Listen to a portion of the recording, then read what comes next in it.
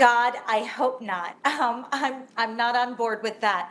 But I think this does speak to the fact that there should be one set of rules and laws, and that this is a deep state issue. How did someone get cleared to be the deputy assistant secretary at the DHS when she is this financially reckless? You know, I'm worried we have been invaded.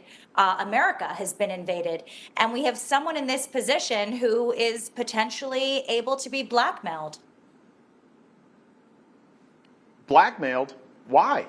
She had a boyfriend who gave her gifts. Is that something somebody should be embarrassed about? No, not at all. She should not be embarrassed about that. But if there was anything that was illicit, inappropriate, and illegal about this, I think that we should find out. Look, she was placed on administrative leave. I think that there's going to be an investigation into this, and we will see what happens.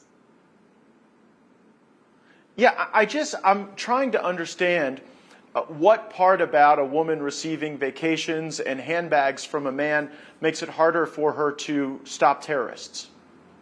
Well, okay, so her ex-boyfriend was already put on the red flag, right? He was already deemed a security risk. So we don't know exactly who this person is hanging out with. I mean, that's my take on it. Am I misreading this?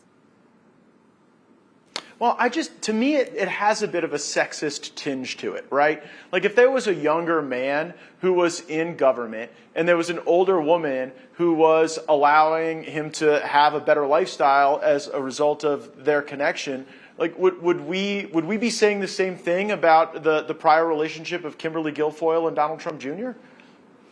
No, but I think the fact of the matter is now that these questions have been brought to light that her ex-boyfriend was red flagged, that he was deemed a threat to security. Who is she hanging out with? Maybe the public does have a right to know when she has this classified information. Yeah, I mean, if she released classified information, of course, that would be something that anyone should be held accountable for. I don't see that as part of the allegation. And also, I really don't like it when you see an ex show up trying to ruin someone's life, making all kind of allegations to the Daily Mail. Does it give us any lens to evaluate this through when it looks like kind of an act of a jilted ex-lover? Yeah, I mean, look, there is an element to that. Again, this always seems to blow in one direction towards people in this Trump administration and towards people on the right. And then these exes come out of the woodwork and people are accused of things. But again, I think here the issue is really, for me, where she is placed and what potential threat that could be, again, if the ex-boyfriend has been flagged and he's a threat to security. So I hear what you're saying.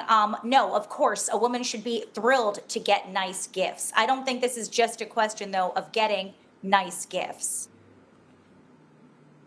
Well, if I had to choose between, you mentioned the deep state. If I have to choose between, James Comey, Brennan, Clapper, people who I don't think were anybody's sugar babies, or Dr. Vivaro, I would probably choose her 10 times out of 10. Jackie Toboroff, author of Supermoms Activated and host of the New York Power Table. Thanks as always for coming on to chop it up with me.